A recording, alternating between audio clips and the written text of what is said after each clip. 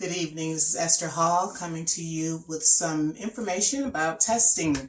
I've had several meetings with students and parents, and two of the top questions that are asked, one being, should I take the SAT or the ACT?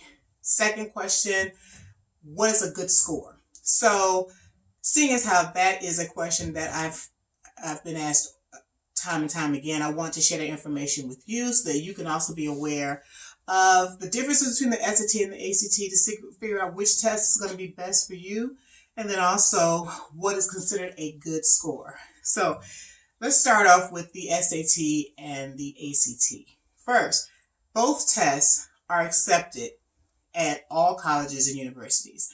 So you can take the SAT or the ACT. Don't feel like you have to take one over the other because you think a certain college prefers it. Colleges don't prefer one over the other. If they do mostly get ACT students giving their scores, then they will just use the ACT SAT concordance chart, which translate what an SAT score would be if you took an ACT. So don't feel compelled to take one test over the other. Colleges will work it out. Just send your scores, but take the test that best fits you.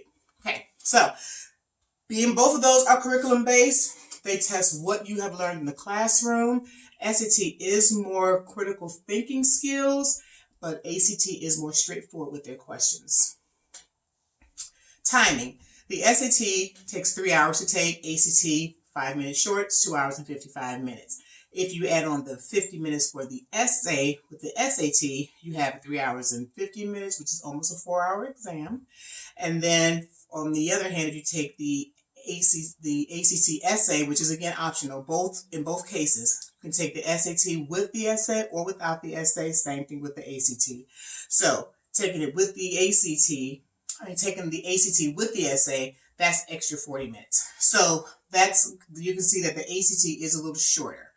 There are 4 sections for each of those exams, the evidence-based reading and writing sections, and then there are 2 math sections for the SAT, and then there are also 4 sections for the ACT, English, math, reading, and science. Now, when I say science, a lot of students say, well, maybe I shouldn't take the ACT because I'm not really good in science. Now, the ACT science section is more critical thinking. It gives you information in the passage, and then you need to use what the information was given to help figure out what the answers are. So it's not so much you have to be a science expert to do well on the science portion of the ACT, but you do need to use critical thinking skills in order to answer those questions. SAT doesn't really have a science section, but they do incorporate science in their overall questions. There are 154 questions for the SAT, and then there are 215 questions for the ACT. So if you do the math, the SAT, although it may be 5 minutes longer than the ACT, it has significantly less questions than the ACT. So with the SAT, you have pretty much a little bit more than a minute per question on average to answer each of the questions, as opposed to the 215 questions on the ACT, you have about 45 seconds for each question on average. So if you're a student that says, I need more time, the SAT might be something you may be more comfortable with, or if you're a student that is not worried about timing and you want to take the ACT, then that's not something you need to be concerned about. For scoring purposes, the lowest you can get on the SAT is a 400, the highest you can get is 1600. And then for each of the sections of the ACT, the lowest you can get is a 1, and then the highest you get is a 36. So, in summary, the SAT, you have less questions, which gives you more time to answer. It is a longer test, but there is one also caveat. There are 2 sections of math on the SAT. One section you are allowed to use a calculator, but then there's also another section where you are not allowed to use a calculator. So if that calculator is something that you feel like you have to have, again, that might be something that you have to consider when you're taking the SAT. Now, when you're taking those tests, you are able to answer those questions without the use of a calculator, but they want to test to see how you can do it without the calculator. For the ACT, it is a shorter test. You have a short amount of time to answer each of those questions. For the math section, you can use the calculator for the entire section, and then it again, it's a shorter test. So comparing the two, you can figure out which one you might feel more comfortable with, just based on the format baseline. So just basically based on their format, this is just some information so that you can see which test you might be more interested in taking. But how do you decide? I would advise students to take both one SAT and one ACT at least once. Now, you can either do it by doing it by signing up on the SAT's website or the ACT's website and taking a national exam. That might not be the route that you want to take, because some colleges want to see all of your scores. Now, some people don't want to send all their scores, and you might not do as well as you would hope the colleges to see. So taking a practice exam might be the route you want to go. So again, you can register to take a test and see what those scores are and those testing conditions for each, the SAT and the ACT, or you can find practice exams where you can take and just get a feel for the format, get a feel for the timing, get a feel for the content, so that and then get your scores and see how you did. Take one SAT practice, take one ACT practice, compare your scores, see which one you did better on. And that way you can say, oh, I think I'm stronger taking an SAT as opposed to the ACT, or vice versa. I'm stronger taking an ACT over the SAT. What was a better experience? Did you like the timing? Did you like the format? Did you feel comfortable answering those questions? So those are all questions that you can surmise after taking one of each of those exams. So once you've decided which test you felt more comfortable taking and you scored better on, then that's where you can say, I want to start doing test prep to prepare for that one test. I would not advise, nor is it necessary, to take test preparation for both the SAT and the ACT. One or the other, practice for one of those exams, and then send those scores to whichever colleges that you're interested in. So I said compare scores. How do you compare your scores? So there is a such thing as an SAT ACT concordance table, and I have a little cropped a section of it out. So in the concordance table, it will tell you what an SAT score would equal on an ACT score. So say for instance you earned a 1150 on an SAT. That equivalent would be a 23 ACT.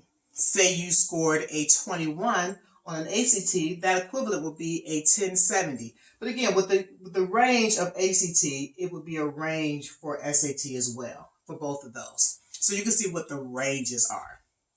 Now, when I say compare how you did, which test you did better on. So say you scored a 22 on the ACT, and then you scored an 1100 on the SAT.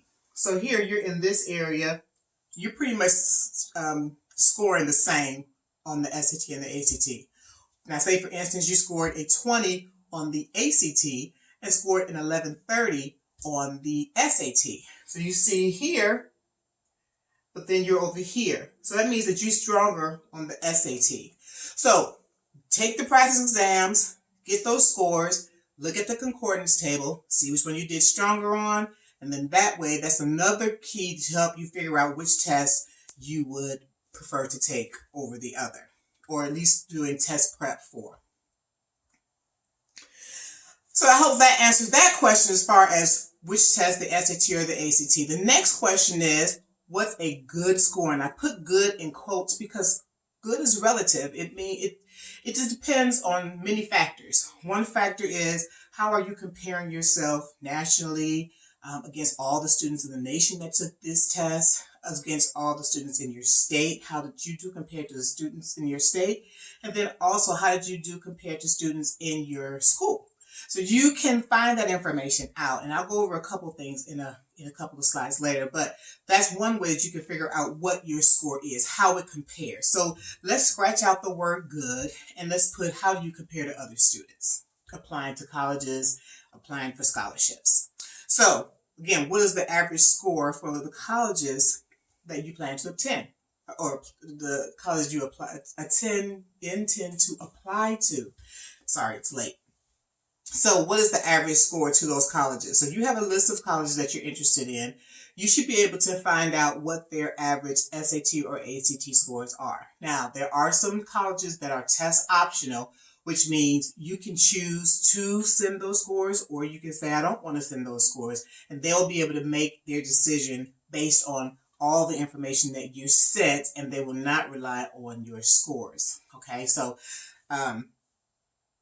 so if that's the case, you don't have to worry about a good score. The score is not going to be needed for those test optional schools. And there's a whole list of test optional schools. You can go to www.fairtest.org or fairtest.com, and they'll give you all the colleges that are building a list of colleges, actually, of schools that are test optional. Indiana University in Bloomington, Indiana, just announced that they're going test optional, which is big because Indiana University is a large public school, and a lot of the public schools aren't going test optional, but we'll see how it comes down the pike. Indiana University is another school that just was added to the list as being test optional. So many schools are going to be using that holistic approach and not needing that testing score to help them understand whether or not a student's going to be successful, because research has shown that courses that you're taking in school, and the grades that you got in those courses are the best indicator of college success, not so much these SAT and ACT scores. So back to what your score looks like. Look at those colleges, look at those averages, see where you fall. The closer you are to the average, the better. The further on the other side of the average, even better. So if you're applying to a school and their average ACT is a 21 and you have a 22, then that means that you have a score that's over the average. So you have a good chance of getting in based on just your score alone. Again, all the other components of the application will need to be considered as well, because you can't have a 21 and then your score, your course grades aren't great. So it's the entire package. So just based on the score, talking about just the score, then you have a good chance of getting in. If you're on the other end, if you have maybe an 18 and this average score is a 20, then you're on that lower end. Now, I do want to point out, average scores are composed of highs and lows, which brings to the average. So colleges will have a range. So all their average score may be a 20. Their range may be maybe a 17 to a 22. So you may still fall within that range. So don't let the average score scare you. You may fall a little short or maybe on the other end. That just lets you see where you are as opposed to other students have applied in the past. But don't let that stop you from applying, because again, colleges are going to look at your application. They're going to look at your transcript with your courses and the grades that you got in them. They're going to look at your letter of recommendation. They're going to look at your essay, your resume with your extracurricular activities and volunteer experience. All of those components are going to go into their decision. So the testing is just one piece of the puzzle. And then again, for those test optional school, the testing isn't even a piece of the puzzle. So don't worry so much about the testing if it's not right there at the average. So again, your score may be good enough to get in. So that's one piece of the puzzle. Now, if you're looking for scholarships, that might be something different. The colleges may say, yes, come on in. We're going to let you come in. You're great. We think you're going to be successful here. But their scholarships may say, our average schools, students that are admitted is a 20. But in order to apply for scholarships, you need to have an average of maybe a 25, 26 ACT scores. So again, what does your score mean and what are you trying to get from your score? That's where you need to find out all that information. So not just getting in, but are you applying to scholarships? Are you applying to scholars and honors programs? Are you applying to certain programs within those colleges? So University of Cincinnati, for instance, you may have one SAT or ACT score, but if you're trying to get into your engineering program, that might be a significantly higher SAT or ACT score. So again, you have to do your due diligence, do your research so that you know the programs that you're applying to, what those scores are, as well as what the overall average scores are for those colleges that you're trying to get into. So these are national statistics that I said. How do you compare nationally? How do you compare according to your state? So I've put out the averages for the class of 2018. So more students took the SAT over the ACT in the class of 2018 by about 400,000 students. They found the SAT something that they want to take more than the ACT. So looking at those average scores nationally, was a 1059 for the SAT, and then for the state of Ohio, the score was a little higher at 1097. ACT, on the other hand, nationally, that score was a 20.7, and then for the state of Ohio, it's a 20.3. And those scores are out there for your state as well. Also, if you want to find out what your school's average SAT or ACT scores are, you can go to your school counselor, ask them. They should have a school profile that gives all the information about your school so that colleges can understand what your school, the curriculum that your school, who your school is. The profile pretty much tells a story about the type of school, the type of courses, the type of students. So that information should be on your school profile. So answering those two big questions, should I take the SAT or the ACT? In summary, take both at least once. There are many practice exams that you can take. You can go to the library. They have practice books that you can take those exams.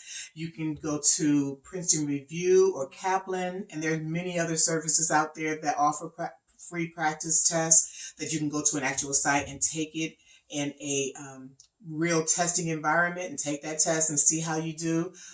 Or you can just get some test prep books from your school counselor, the guidance offices. They may have some there, but take those tests, see how you do, and then try and do some test prep to prepare for that one exam.